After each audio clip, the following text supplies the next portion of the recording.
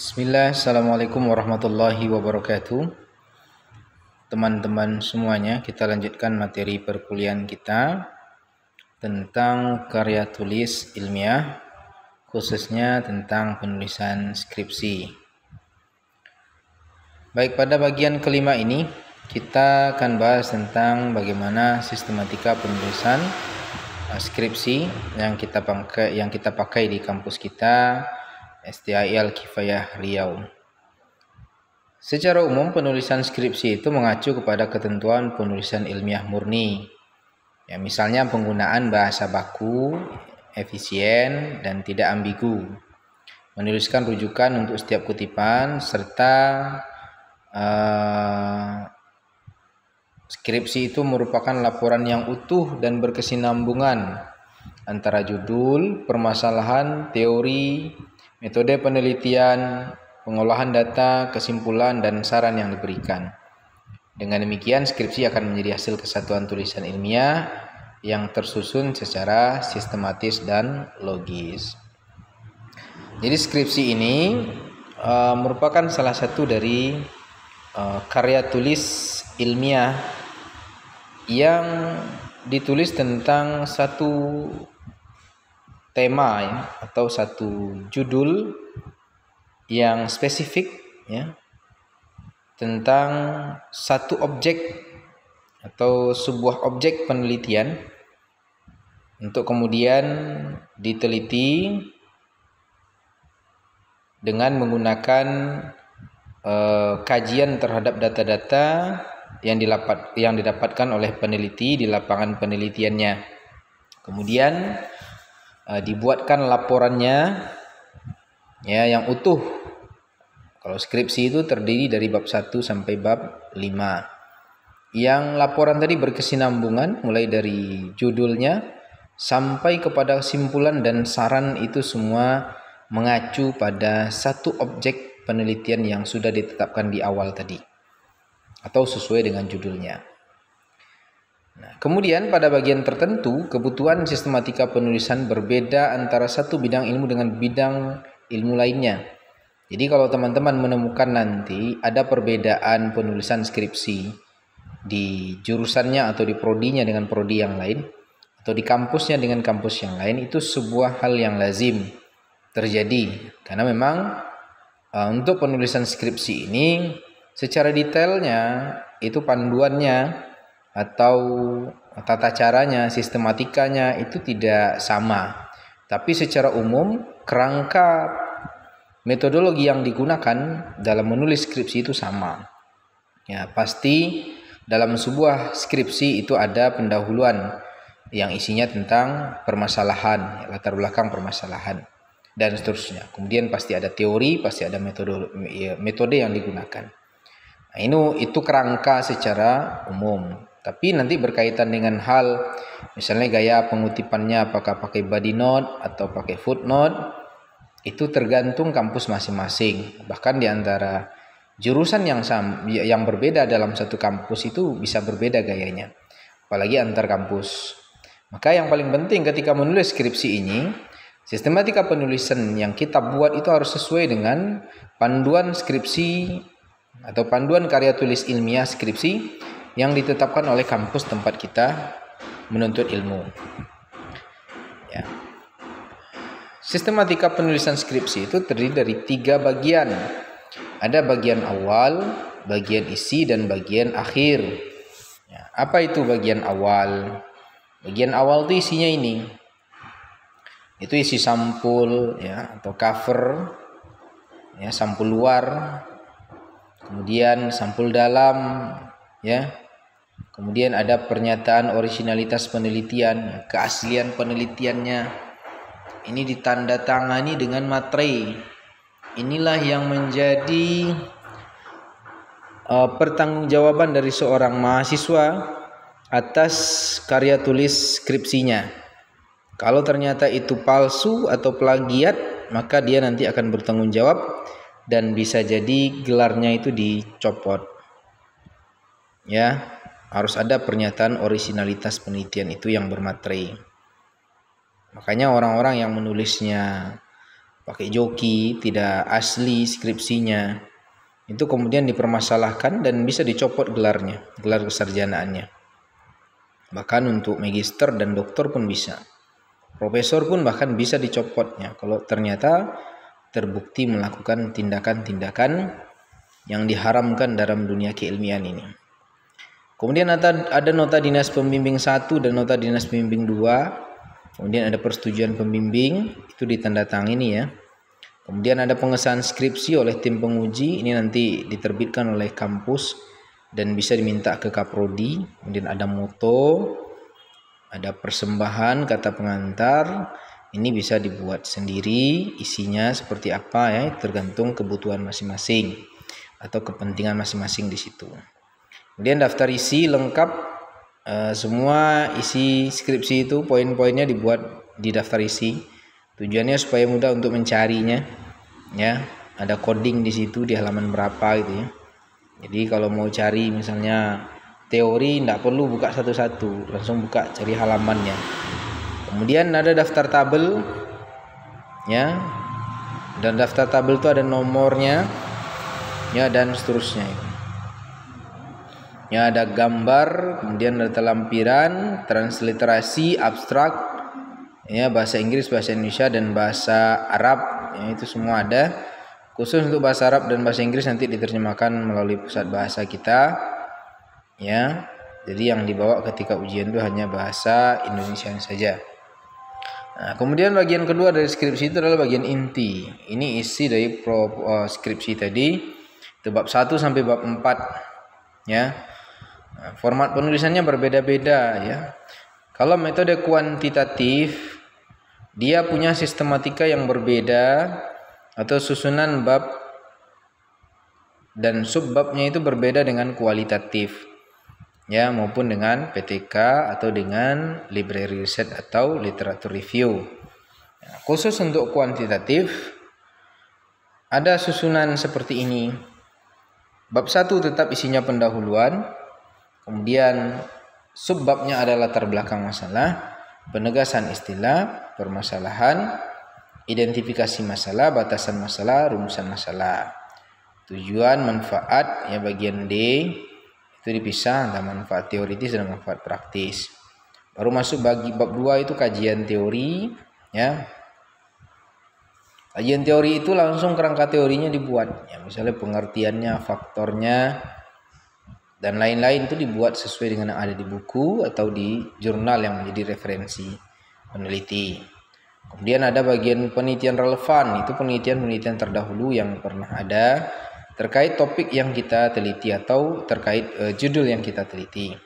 Kemudian kerangka berpikir, itu kita menjelaskan di situ tentang dinamika variabel yang kita teliti itu seperti apa hubungannya. Itu kita jelaskan di situ.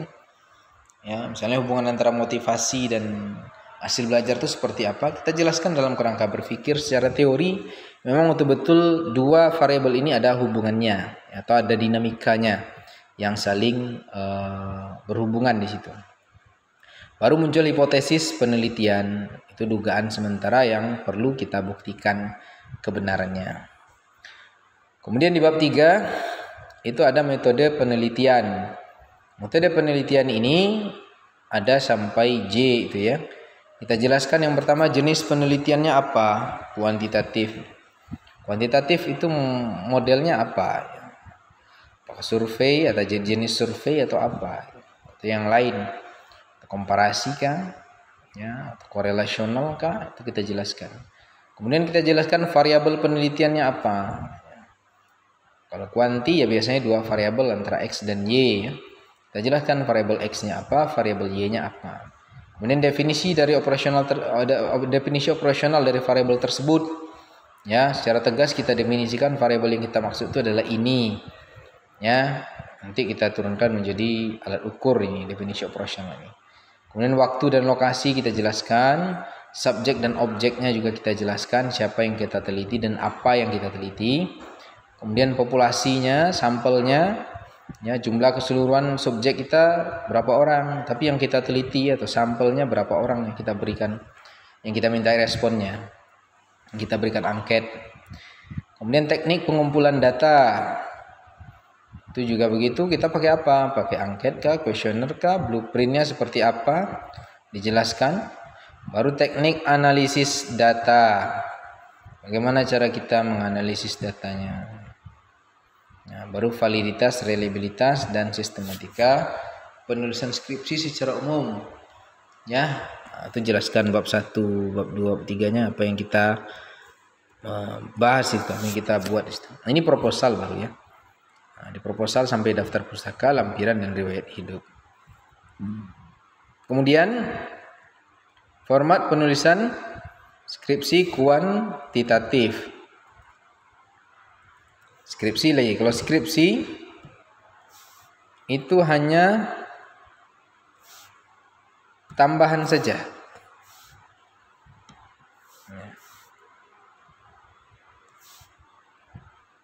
Oke. Kalau skripsi hanya tambahan saja. Di bab 4 dan bab 5-nya ya, sampai bab 3 itu sama. Kalau kuantitatif, yang pertama bagian A bab 4-nya itu, bagian pertama dari bab 4 itu adalah deskripsi lokasi penelitian atau orientasi lapangannya seperti apa kita jelaskan, kita meneliti di mana. Ya, kita jelaskan sekilas historisnya, sejarah dan gambaran tempat penelitiannya. Baru kita sajikan datanya, kemudian kita analisis, ini baru kita bahas. Kemudian di bab 5 ada kesimpulan dan saran. Nah, ini kuantitatif. Nah, ini kualitatif lagi, ini agak sedikit berbeda. Ya, kalau di kuantitatif tadi ada bab 1-nya sama ya. Di bab 2-nya mulai berbeda. Kalau di kuanti tadi ada definisi operasional, di kuali ada konsep operasional. Penelitian relevan ya, cuman 3. Kalau tadi ada kerangka berpikir juga di bab 2 kuantitatif. Di bab 2 kualitatif tidak ada kerangka berpikir, hanya ada penelitian relevan dan konsep operasional. Konsep operasionalnya adalah pokok-pokok dari teori nanti yang akan kita ambil sebagai acuan kita untuk membuat instrumen penelitian, baik itu wawancara maupun observasi dalam pengambilan data penelitian kita. Metode penelitian, ada jenis penelitiannya sama, hampir sama bunyinya, cuman istilah yang berbeda. Kalau di kuanti ada subjek, di sini ada informan. Yang dipakai istilah informan penelitian, orang yang memberikan informasi. Kemudian ada objek, ada teknik pengumpulan data, analisis data dan keabsahan data. Dalam kualitatif juga ada validitas, ada reliabilitas. Jadi dia tidak uji ya, tapi memvalidasi ya. Oke, kemudian sistematika penulisan skripsi. Nah, sama untuk skripsinya juga begitu, bedanya cuma di bab 4 dan bab 5. Bab 4 ada deskripsi lokasi penelitian sama dengan kuanti, hasil penelitian dan pembahasan, baru simpulan dan saran di bagian bab 5 penutup. Oke, kemudian model penelitian tindakan kelas. Nah, ini beda lagi modelnya, formatnya. Di sini ada tambahan indikator. Ada hipotesis tindakan, ada indikator kinerja guru, ada indikator aktivitas belajar siswa dan indikator ketuntasan belajar. Ini tambahannya. Kemudian metode penelitian itu ada di sini dijelaskan tentang rukun PTK-nya ya. Perencanaan, pelaksanaan tindakan, observasi, dan refleksi. Yang di penelitian lain ini tidak ada bagian ini. Ya, di PTK yang memiliki itu. Deskripsinya sama juga, karena dia ada tindakan, maka di bab 4-nya di sini ada deskripsi siklus. Ya, siklus tindakan kita ada siklus 1, siklus 2, masing-masing siklus itu 2 pertemuan kita deskripsikan. Ya, karena tadi ada tindakan, maka kita jelaskan tindakan itu yang kita lakukan dalam 2 siklus tadi. Ini bedanya dengan penelitian yang lain, ya, PTK. Oke, kemudian library research atau penelitian kepustakaan. Ini juga bab 1 hampir sama, di bab 2 yang hampir sama juga ya, di bab 3 yang berbeda. Kalau dalam kepustakaan sumber data itu ada yang primer, ada sekunder, berarti dari buku ya. Buku pokok dan buku pendukung. Ya, yang di penelitian lain ini tidak secara spesifik dibuat ya, tapi di literatur review atau library research harus dijelaskan sumber primernya dari mana, sekundernya dari mana.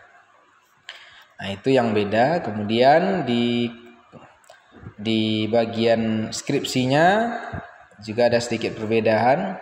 Di pembahasannya itu ada profil tokoh, kita jelaskan yang punya buku ini siapa, buku karangannya kapan diterbitkan dan seterusnya, kita jelaskan ya, orientasi sedikit profilnya. Baru hasil penelitiannya apa, kita jelaskan, baru dibahas. Nah, ini beberapa bentuk sistematika penelitian ya dalam skripsi yang kita pakai.